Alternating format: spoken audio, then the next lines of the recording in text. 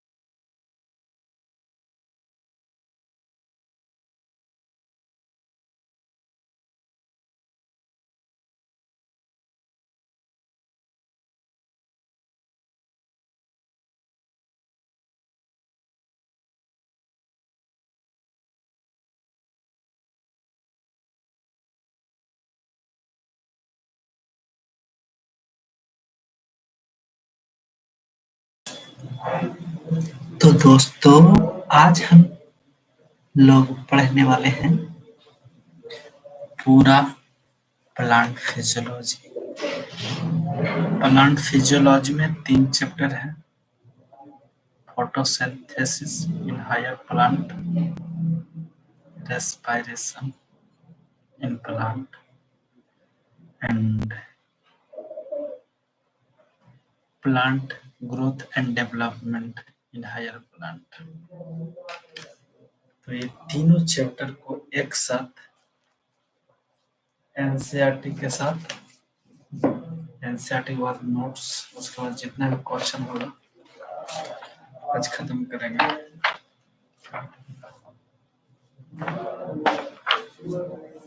तो चलिए शुरू तो करना आसान है, पर मुश्किल है खत्म करना। तो आज हम टारगेट लेते हैं, खत्म करना है। Let's see start. सबको अपना अपना भगवान का नाम ले लें, जो जिसका अपना इच्छा अनुसार इसे मानते हो। तो फिर स्टार्ट करते हैं। आज का मेरा था, आज डेट 9 तारीख अप्रैल 12:37 दिन में ये वीडियो लाइव कर रहे हैं। तो चलो स्टार्ट करते हैं पढ़ने के लिए। प्लांट फोटोसिंथेसिस ना हायर प्लांट। पता नहीं आप लोगों का आवाज कैसा।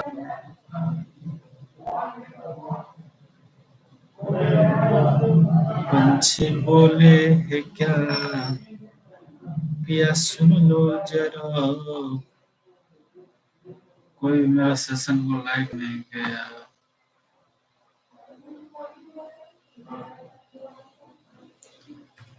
वेलकम डियर,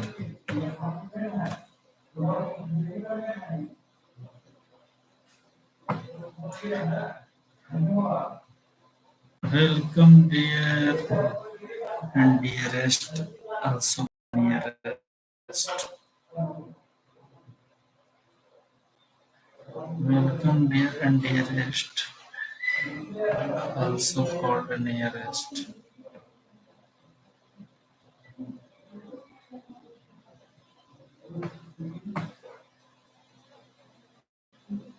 चलो मौजी मौजी तो नहीं है, ऐसे ही इसको डालो और आप भी पढ़ो और हम भी पढ़ते हैं। एक बार आवाज देख लेते हैं।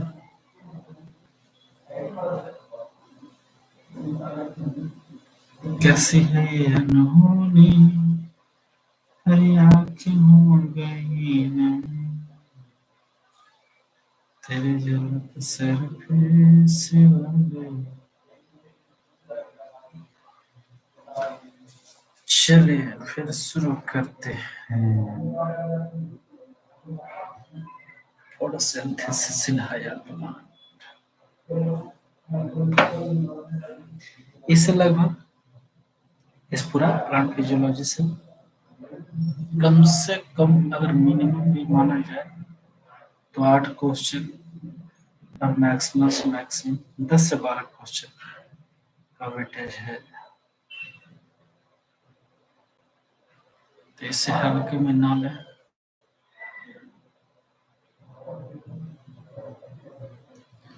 आज का मैराथन सबसे लंबा होने का चांस है। आई होप ऐसा फील हो रहा है। अब तक के मैंने जितना भी वीडियो रिकॉर्ड किया है लाइव सेशन में, आई थिंक ये सबसे लंबा चलने वाला है।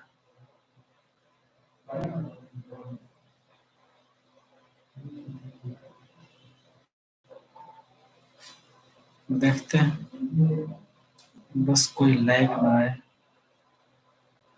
इसी चीज का डर है, कोई लैग ना आए बस।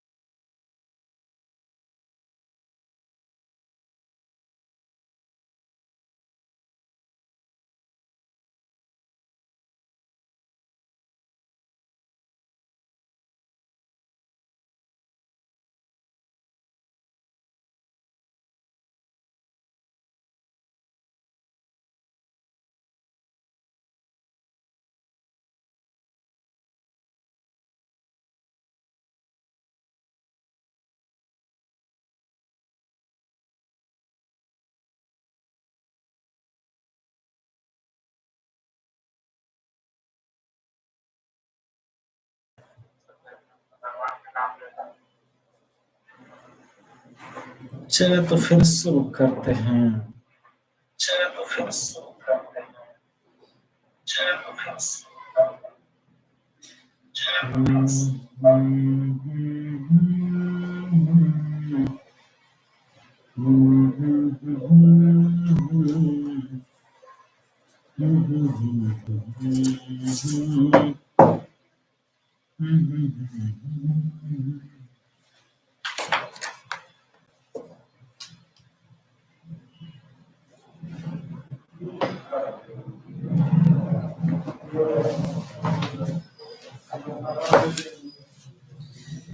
all animals, including the human being, depend on plant for this their food. Have you ever wondered from where plant get their food? Green plant, in fact, have a make a rather synthesis of food they need and all other organisms. Hmm, that's right. All organisms depend on them for their need. The green plant make or rather synthesis the food they need without photosynthesis and are therefore called autotrophs. Autotrophs. You have already learned that autotrophic nutrition is found only in a plant, and all other organisms that depend on the green plant for food are heterotrophs. Green plant carry out photosynthesis physico-chemical physico-chemical process मतलब कुछ physiology भी हो रहा है chemically by which they use light energy to drive the synthesis of organic compounds. Ultimately, all living forms on Earth depend on sunlight. Ultimately अगर हम बात करें जितने भी लिविंग फॉर्म्स हैं अर्थ पे वो सनलाइट पे ही डिपेंड करता है किसके लिए तो एनर्जी के लिए जिससे हम लोग भी ज्यादा देर तक ज्यादा दिनों तक घर में कैद नहीं रह सकते हैं थोड़ा बहुत सन के प्रेजेंस में जाना ही होता है the use of energy from sunlight by plants doing photosynthesis is energy the use for energy from sunlight by plant doing photosynthesis is the basis of life on earth photosynthesis is important due to two response it the basic of life photosynthesis बहुत जरूरी है life के basic के लिए और photosynthesis is important due to to response it it the basis of life on earth photosynthesis is important to कितना बार पढ़ेंगे यार it is the primary source of all food on earth earth पे सभी food के लिए ये photosynthesis समझो तो प्राइमरी मैंडेटरी है it is also responsible for the real for the release of oxygen into the atmosphere by green plant. Have you even thought even thought कहाँ गया thought even thought what would happen if there were no oxygen? Breath is chapter focus on the transform light energy into chemical energy. Okay. अब बात करते हैं what do you know what do we know क्या हम जानते हैं let us try to find out what we already know about the photosynthesis हम लोग ऑलरेडी फोटोसिंथेसिस के बारे में क्या जानते हैं some simple experiment you may have done in the early class have shown that chlorophyll green pigment of leaf light and CO2 are required for photosynthesis. You may have carried you may have carried out the experiment to took for a starch formation. Took for a starch took for a starch formation. Took for a starch formation. Hmm. Light and CO2 are required for photosynthesis. You may have carried out the experiment to took for a starch formation in two labs. A variety, a variegated leaf or a leaf that was partially over with black paper and exposed to light. मतलब कि एक black pepper ले गया वो आधा उसको dip रखा गया एक मिनट कहाँ गया यहाँ पे था वैलिडेटेड लीफ लिया गया साइंटिस्ट कौन साइंटिस्ट थे इसमें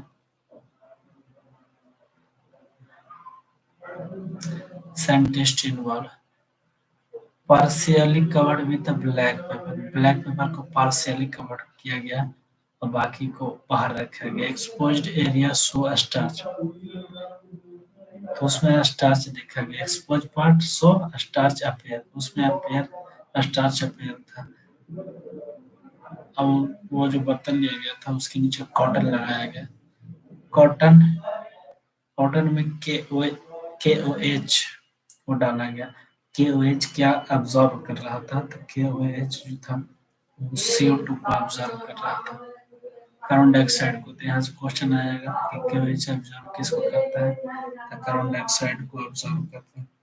black paper and expose to light on testing these leaves for the presence of starch, it was clear that photosynthesis occurred only in the green parts of the leaves in the presence of light.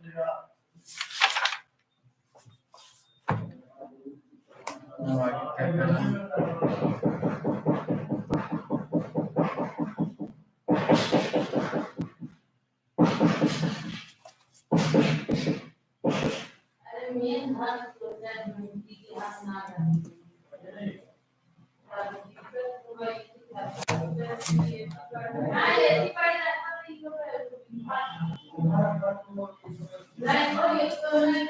Another experiment you may have carried out where a part of a leaf is enclosed in a test tube containing some KOH, soft cotton, which absorbs CO2, while the other half is exposed to air.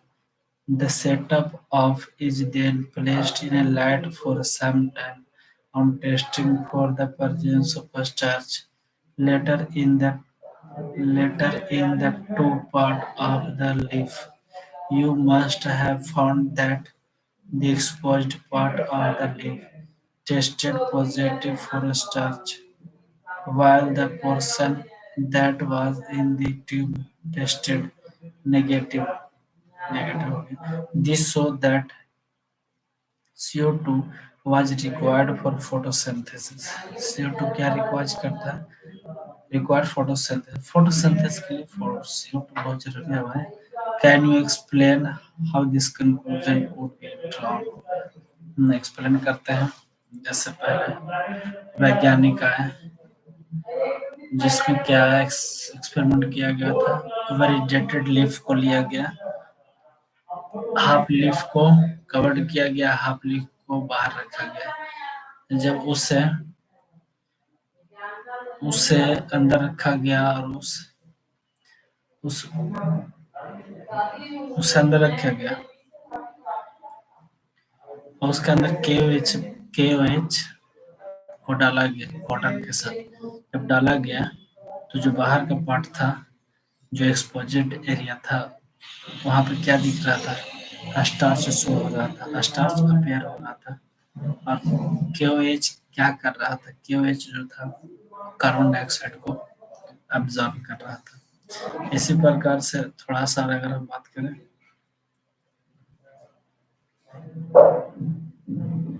थोड़ा पहले इसको पढ़ लेते हैं उसके बाद बात करेंगे। Early experiment, it is interesting to learn about It is interesting to learn about those simple experiments that lead to gradual development in our understanding of photosynthesis.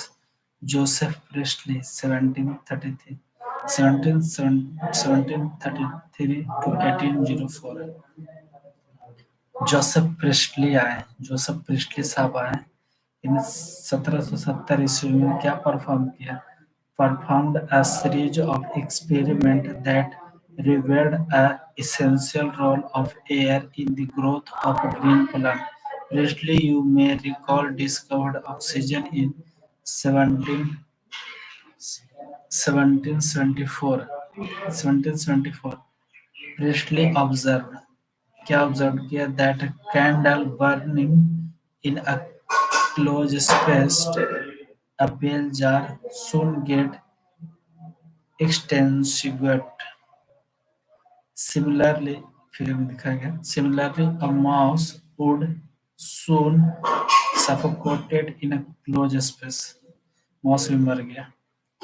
He couldn't that a burning candle or an animal that breathed the air. न candle जल पा रहा था, न वो माइस survive कर पा रहा था। Both he could that both somehow damage the air, but when he but when he placed a mint plant in the same bell jar, he found that the mouse stayed alive and the candle continued to burn. Priestley hypothesized as follows: Plant restore plants restore to the air whether breathing animal and burning candle removed. अब क्या किया गया? Candle को and माइस को remove कर दिया गया. But when placed a mint plant, अब उसके जगह पर मिंट प्लांट को लाया गया. सेम बेल जार एक्सपेरिमेंट, जो बेल जार एक्सपेरिमेंट किया गया था उसी में ही. Found that moss stay alive, तो यहाँ पे क्या हो रहा था? मॉस्ट अलाइव हो रहा था, मॉस जिंदा था, मॉस जिंदा था. समझ गया ना? मॉस जिंदा था. Can you imagine how Presley would have conducted the experiment using a candle and plant? Remember, he could need to rekindle the candle to test whether it burned after a few days. How many different ways can you think of the light the candle without disturbing the setup, using a similar setup as the one used by Priestley, but by placing it one in a dark, एक बार dark में and एक बार sunlight में, उसका भी use कर रहे हैं. एक बार डार्क में, एक बार सनलाइट में. तो यहाँ पे प्रिस्टली के साथ एक और आए थे, इंगन हाउस करके वैज्ञानिक थे, वही आए थे. जॉन इंगन हाउस, देखो यहाँ पे लिखा गया है जॉन इंगन हाउस 1730 से लेकर के 1799 तक, 1730 से लेकर के 1799 तक. So that sunlight is essential to the plant process that somehow purify the air folded by burning candle or breathing animals. Ingan House Ingan House in an in elegant experiment with an aquatic plant so that in a bring sunlight a small bubbles were found around the green parts, while in the dark I did not. Later he identified these bubbles to be oxygen. Hence he saw that it is only the green plant of the plant that could release oxygen. अब देखो आगे क्या करा. पहले तो bell jar experiment हो गया, variegated experiment हो गया. बेलजार तो वेरिगेटेड एक्सपेरिमेंट हो गया जिसमें जो पार्ट बच रहा था उसमें स्टार्च अपेयर हो रहा था, और प्रिस्टली के द्वारा जो माइस और कैंडल को यूज किया गया था एक पैक के रूप में, तो वहाँ पे क्या मर गया, न माइस बचा न कैंडल जल रहा था. दोनों क्या हो गया? माइस बुत गया, कैंडल मर गया. नहीं, कैंडल बुत गया और माइस मर गया. लेकिन फिर दूसरा एक्सपेरिमेंट किया गया, उसमें मिंट प्लांट को दिया गया. तो मिंट प्लांट क्या कर रहा था? जब मिंट प्लांट को दिया गया माइस और कैंडल के साथ, तो मिंट प्लांट एयर को रिस्टोर कर रहा था and quality destroy by the candle and mice. लेकिन ये कैंडल और माइस प्लांट की क्वालिटी को डिस्ट्रॉय कर रहा था. तो उसके बाद फिर एक और साहब आए, इंगन हाउस. एक और साहब आए, दैट इज इंगन हाउस उसी एक्सपेरिमेंट को जो प्रेस्टले साहब ने 1770 में यूज किया था, वही इंगन हाउस साहब ने फिर आए. जो इंगन हाउस का जन्म 1730 में हुआ था और मर गए 1799 में. लेकिन वही 1770 के आसपास में ही इन्होंने भी दोबारा एक्सपेरिमेंट किया repeat the experiment day and night, लेकिन ये डे और नाइट के रूप में। यहाँ पे कोई माइस नहीं लिया गया, कोई मिंट प्लांट नहीं लिया गया, कोई कैंडल नहीं लिया गया। एक बार इस एक्सपेरिमेंट को डे में किए, फिर एक बार नाइट में किए, तो क्या हुआ, aquatic plant expose to light. जो भी इक्वेटिक प्लांट था वो लाइट को एक्सपोज कर पा रहे थे। ग्रीन प्लांट प्रोड्यूस ऑक्सीजन, और जो ग्रीन प्लांट था वो ऑक्सीजन को प्रोड्यूस कर पा रहे थे। तो यहाँ पे क्वेश्चन आ जाएगा कि experiment in day and night. Aquatic plant पे डे और नाइट में एक्सपेरिमेंट किसके द्वारा किया गया था, एक्सपोज टू लाइट, तो यह है इंगन हाउस के द्वारा। उसके बाद वन सेक साहब आए थे, तो वन सेक के बारे में थोड़ा सा पढ़ते हैं। यहाँ खत्म हो गया। वन सेक क्या कहता है कि it was not until about 1854, 70 का दशक खत्म हो गया, 18 आ गया, दैट्स जूलियस वान सैक। अब आए 1854 में, that's Julius von Sachs provide evidence. इन्होंने एक ऑथेंटिक एविडेंस लाया। अब एविडेंस के ऊपर ये बात कर रहे हैं, प्रूफ विथ प्रूफ, ऐसे ही हवा में नहीं, with proof evidence for production of glucose. ये ग्लूकोज की किस प्रकार से प्रोडक्ट किया जा रहा है, इसका एक खास एविडेंस है। When plant grow glucose is usually store as a starch. Glucose को यूजुअली हम स्टार्च के रूप में स्टोर करते हैं। His later studies show that the green substance in a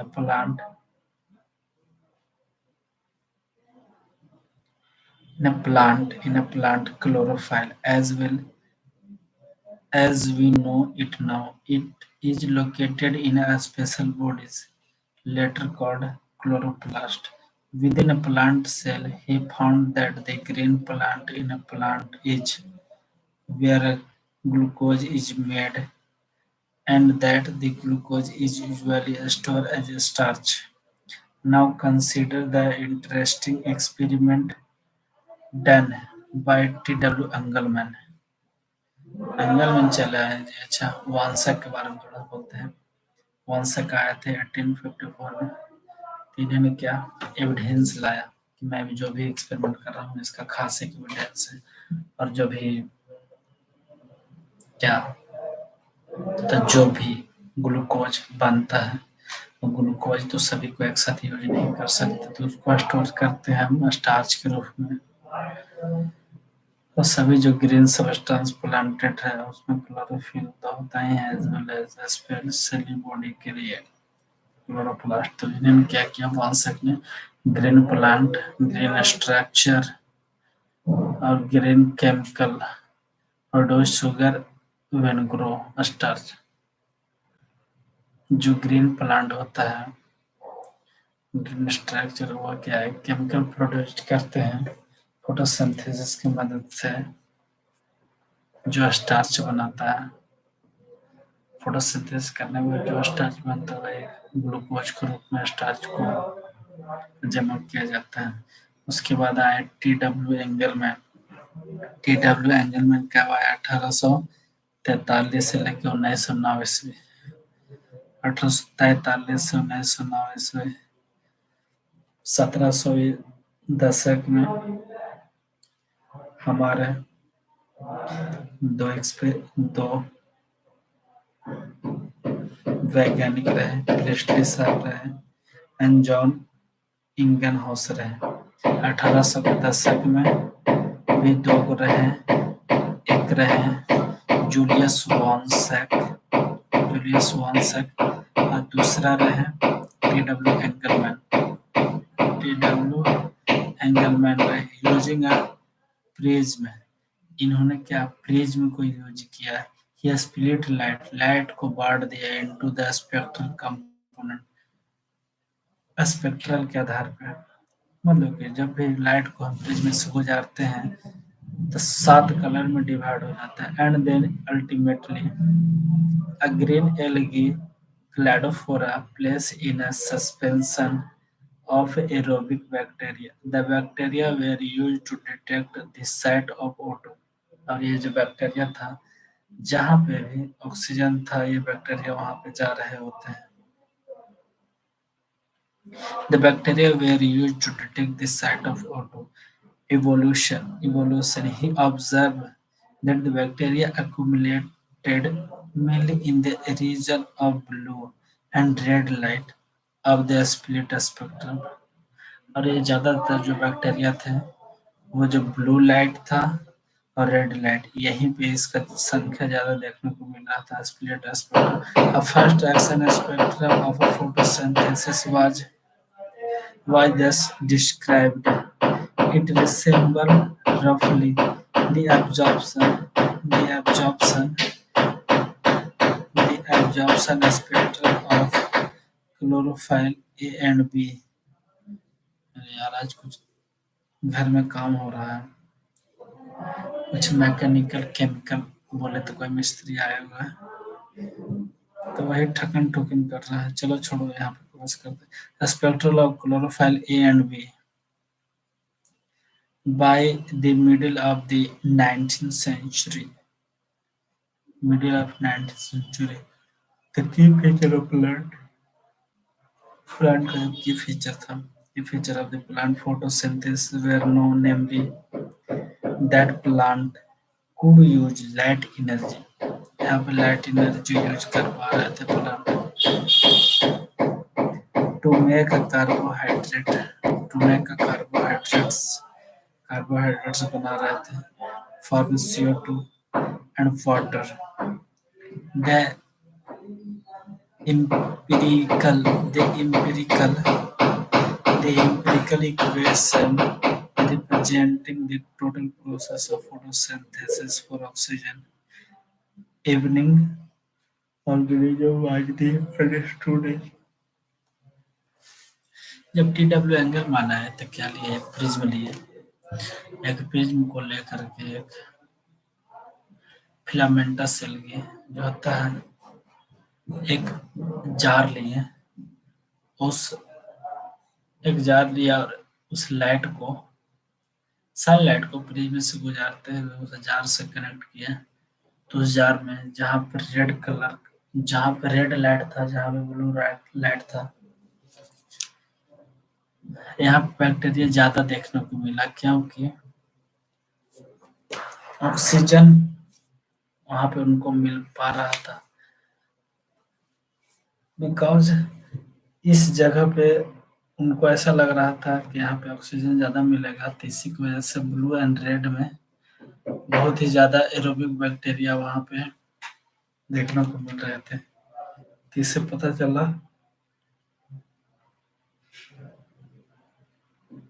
पता चला कि जो ब्लू लाइट होता है, जो रेड लाइट होता है, यहाँ पे बैक्टीरिया बहुत ज्यादा ग्रो करते हैं, बहुत ज्यादा कंडीशन में बैक्टीरिया ग्रो करते हैं,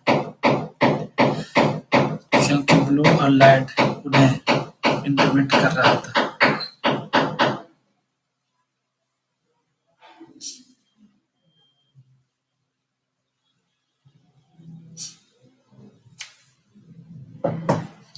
और वो वहां पे आ रहे थे, मोर एरोबिक बैक्टीरिया। तो फर्स्ट एक्शन क्या दिखा रहा था? First action spectrum, T man के द्वारा फर्स्ट एक्शन किया गया था, स्पेक्ट्रम को लाया गया था, वहां पे प्रिज्म के द्वारा लाइट को ट्रांसफॉर्म करवाया गया था, और जब ब्लू एंड रेड लाइट में ज्यादा बैक्टीरिया देखा गया, तो बोला गया कि जो बैक्टीरिया होते हैं वो ज्यादातर ब्लू और रेड कलर के पास ही ज्यादा देखने को मिलते हैं। तो इसलिए अगर हम आर्टिफिशियल या तो हाइड्रोपोनिक विधि से जो भी पेड़ पौधों को हम उगाते हैं, तो उसमें ज्यादातर रेड या तो ब्लू कलर ही यूज करते हैं, ताकि वहां पर बैक्टीरिया आ पाए और पौधों को ग्रोथ करने में सहायता प्रदान कर पाए। रिजेंबल टू एब्जॉर्प्शन स्पेक्ट्रम, और यहाँ पे chlorophyll A and chlorophyll B को देखा गया, ग्रीन पार्ट। क्या लिख रहा है? यहाँ पे लिख रहा है direct. The first action spectrum of the photosynthesis was to describe the is symbol wrap the absorption of the spectrum chlorophyll। ये जो स्पेक्ट्रम जो ऑब्जर्व कर रहा था रेड एंड ब्लू रीजन में, तो यहाँ पे क्या क्लोरोफिल एंड क्लोरोफिल भी यहाँ पे फिगर दिया गया है।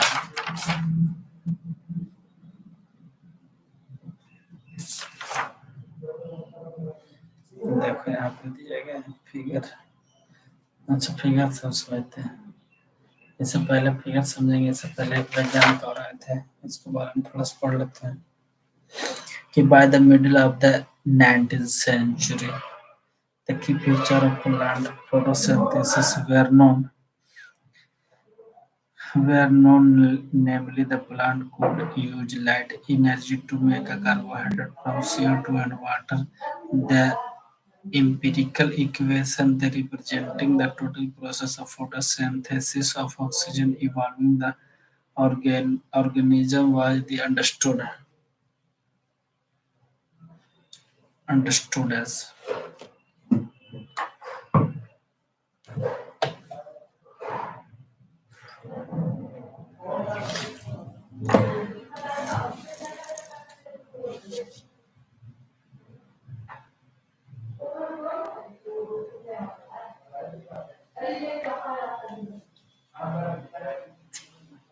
जैसे फोटोसिंथेसिस करवाने के लिए कार्बन डाइऑक्साइड को लिया गया, वाटर को लिया गया, लाइट के प्रेजेंस में ये इस प्रकार का ग्लूकोज का निर्माण हो रहा है। तो क्या कर रहा है, CH2O रिप्रेजेंट द कार्बोहाइड्रेट, या कार्बोहाइड्रेट दैट इज ग्लूकोज बोल सकते हो उससे, इसमें 6 शुगर कार्बन प्रेजेंट होती है।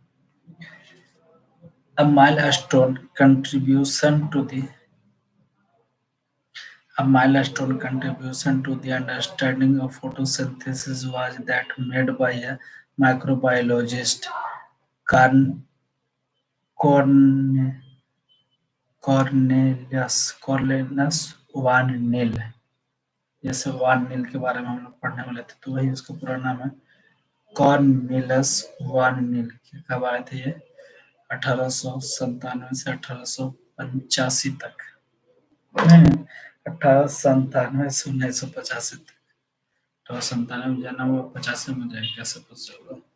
1985 where sorry who based on his studies of purple and green bacteria। किस प्रकार से स्टडी कर रहे थे पर्पल एंड ग्रीन बैक्टीरिया के रेस्पेक्ट में?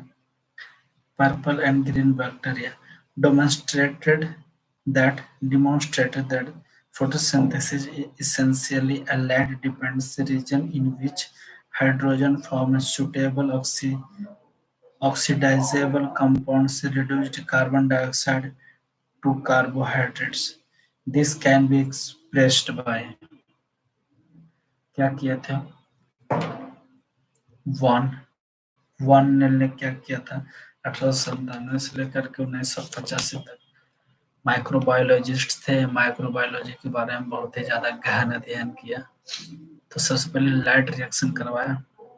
जब लाइट रिएक्शन करवाया तो इसमें 2 केमिकल की यूज किए, एक ऑक्सीजन को एक सल्फर को। जैसे H2O और H2S, उसको नैंड के साथ जोड़ा गया था और NADPH बना, प्लस में X बना। X के रूप में ऑक्सीजन ले सकते हो या सल्फर ले सकते हो। मैंने X मान लिया ताकि दोबारा लिखना ना पड़े, और X की जगह पर आप ऑक्सीजन और सल्फर ले सकते हो, सल्फर लेते हो।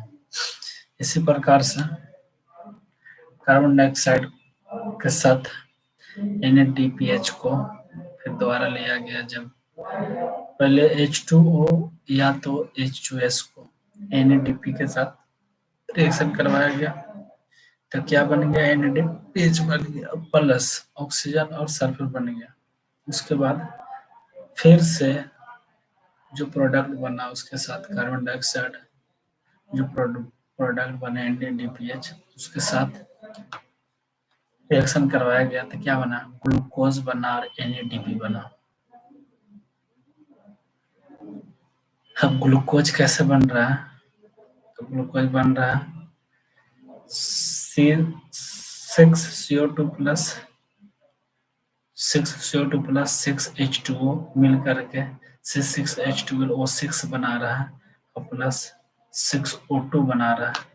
ये तो नॉर्मल रिएक्शन था, लेकिन जब ये वैनिल साहब आए तो इन्होंने इस इक्वेशन को करेक्ट करके और 6CO2 के साथ 12H2O किया और फिर ग्लूकोज बना और फिर लास्ट में जो ऑक्सीजन निकला वो 6O2 नहीं निकाल करके 12 ऑक्सीजन निकला प्लस 6H2O भी निकला।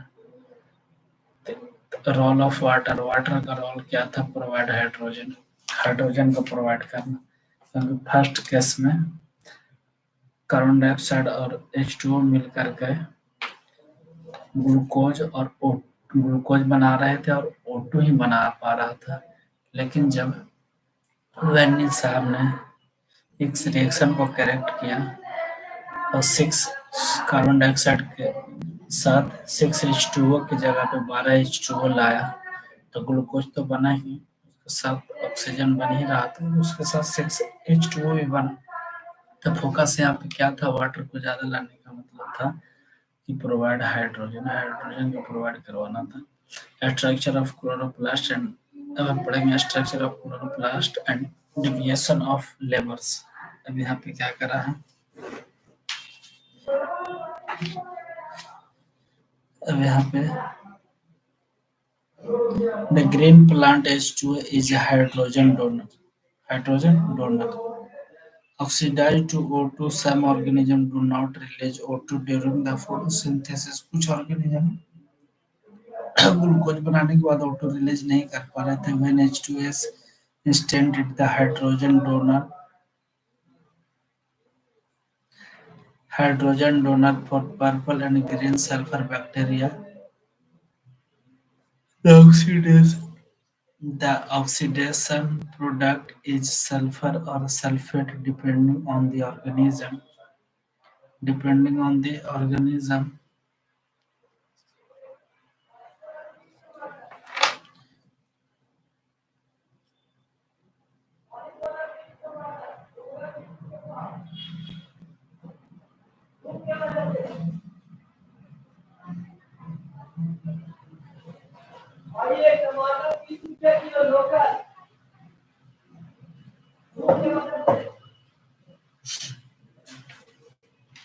Where C6H12O6 represent glucose. यहाँ पे पहले hence hence he inferred that the O2 evolved by the green plant come from H2O, not from carbon dioxide. This was later provided by using radio a radioisotopic technique, the correct equation that would represent the overall process of photosynthesis of the air. Photosynthesis of the air. Where C6H12O6 represent glucose. That's right. The O2 release is from water. O2 release इसलिए हो रहा था क्योंकि water form करे. This was provided using a radioisotope technique. Note that this is not a single reaction but description of a multi-step process called photosynthesis. Reaction but ये जो process था ये एक प्रोसेस में नहीं हुआ, एक स्टेप में नहीं हुआ, इसके लिए मल्टी स्टेप लगा, तो ये बोला multi step process called photosynthesis. Can you explain why 12 molecule of water as a substrate are used? The equation के बिलो इसे बोल रहा है 12 molecule of वाटर को क्यों लिया गया था? क्योंकि 12 मॉलिक्यूल ऑफ वाटर इसलिए लिया गया था क्योंकि ऑक्सीजन ग्लूकोज बनाने के बाद ऑक्सीजन तो प्रोवाइड कर रहा था लेकिन हाइड्रोजन प्रोवाइड नहीं कर रहा था। That's why 12 oxygen molecules of water को लिया गया। यहाँ पे साल लिखा हुआ है, अंडरस्टूड ना? Yes sir. अब आता है What do photosynthesis take place? Where does photosynthesis take place? आखिर ये photosynthesis होता कहाँ है? The lumen of thylakoid बोल सकते हैं, लेकिन लेट्स थोड़ा सा डीप स्टडी करते हैं, उसके बाद उसके बोलेंगे, उसके बारे में कुछ हम टिप्पणी करेंगे. You would you would of course answer in the green leaf or in the chloroplast based on was you yearly read in a chapter 8 में आपने पढ़ा होगा. You are def- definitely right. Photosynthesis that take place in the green leaves of plant, but it does so also in the other green part of the plant. Can name some other parts where you think photosynthesis may occur.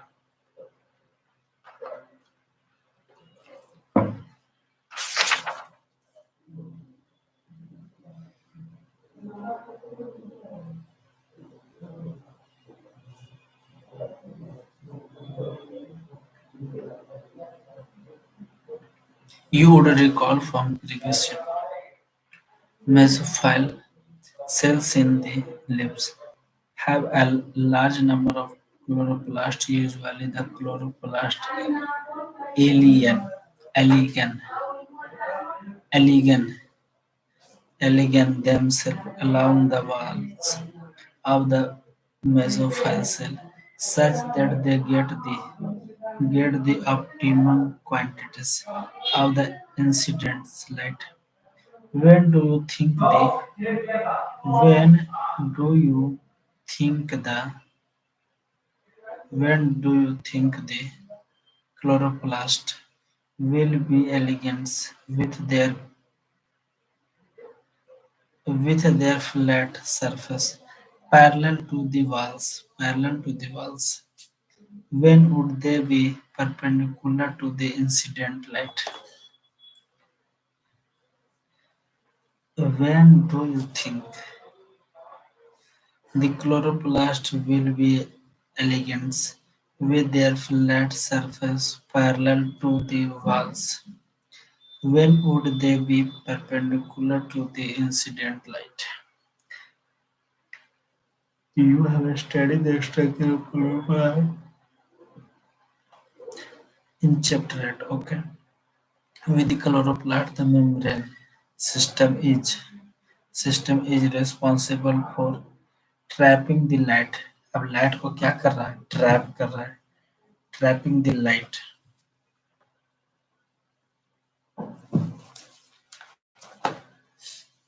Trapping the light. Energy also for the synthesis of ATP and NADP in a stroma. Enzymatic reaction synthesis sugar, which in which in turn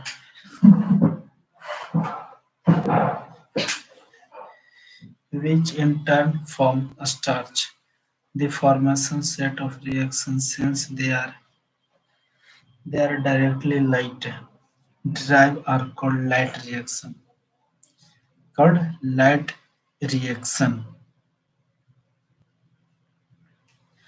Photochemical reaction, the latter are not directly light drive but are depend on the products of light reaction in ATP and NADP, hence distinguish the latter. They are called by convention as a dark reaction.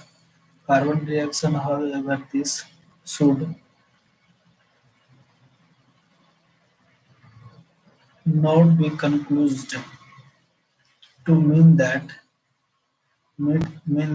they occur in a darkness or that they are not light dependent. जैसे ये बनाया outer membrane, जैसे structure of chloroplast and deviation of lever यहीं पे लिया गया, तकलीफ लिया गया.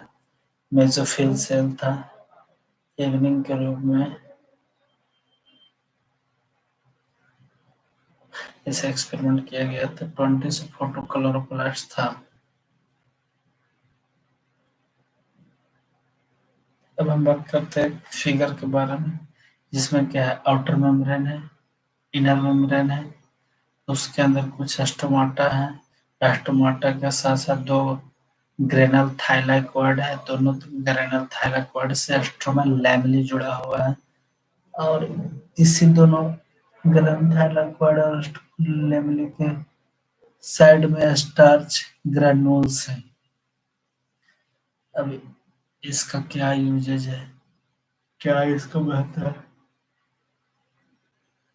इसके बारे में हम क्या पढ़ रहे हैं, जिसमें एक आउटर मेम्ब्रेन भी है, एक इनर मेम्ब्रेन भी है, और साथ में स्टोमाटा और स्टार्च ग्रेन्यूल्स भी है, और दो ग्रेनल थाइलाकॉइड के साथ स्ट्रोमल लैमेला भी जुड़ी हुई है। यहाँ पे क्या हो रहा है, जो क्लोरोप्लास्ट डिवीजन ऑफ लेबर,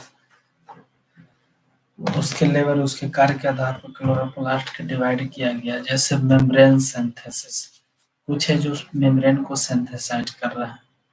तो क्या है, कैसे सिंथेसाइज कर रहा है, तो लाइट रिएक्शन की मदद से फोटोसिंथेसिस कर रहा है, फोटो केमिकल बना रहा है।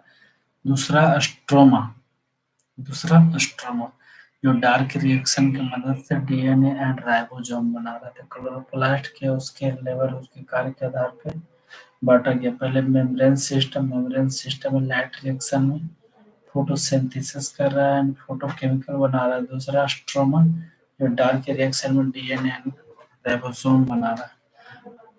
अब आगे हम पढ़ रहे हैं many type how many type how many type of pigment are involve in a photosynthesis.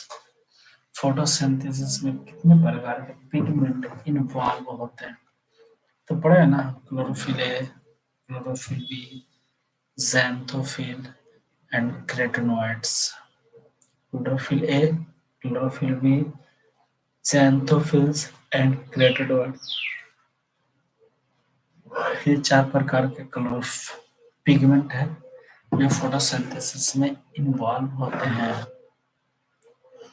तो थोड़ा सा इसके बारे में भी पढ़ते हैं कि क्या सीन है। Looking at plant, have you ever wondered why and how there are so many shades of green in their leaves? Even in the same plant, we can look for an answer to this question by trying to separate the leaf pigment of any green plant. Thought paper chromatograph. A chromatographic separation of the leaf pigment so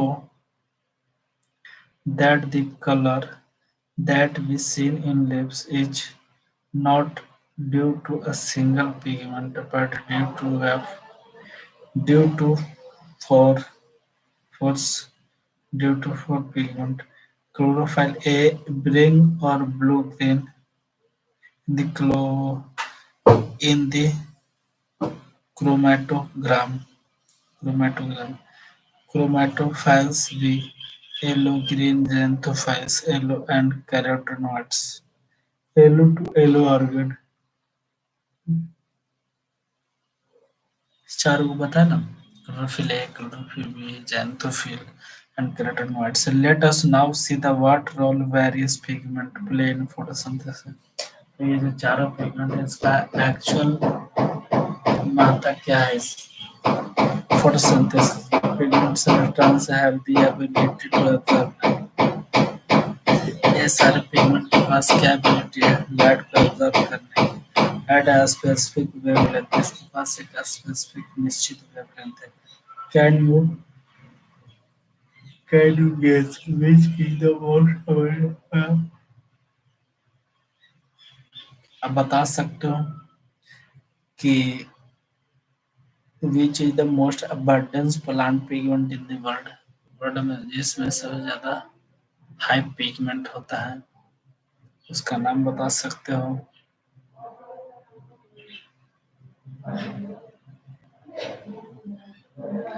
late us study the graph।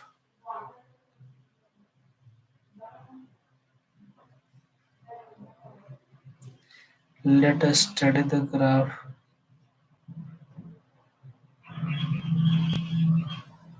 Let us study the graph showing the ability of chloroplast, a pigment, to absorb light of the different wavelength. Of course, you are familiar.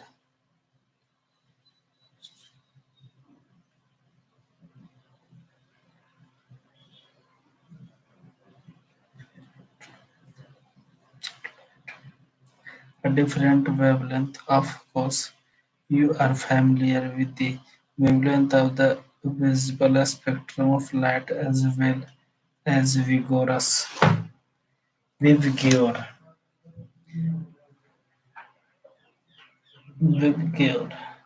vigor मतलब violet, blue, green, yellow, orange, red. Can you determine the wavelength color of light at which chlorophyll? I saw the maximum absorption. Do you it show another absorption? Pick at any other wavelength too. If yes, which one?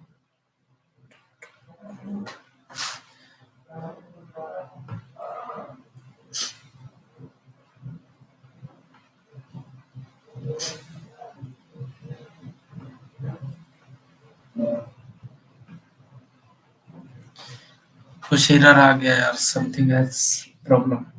That's I have to go.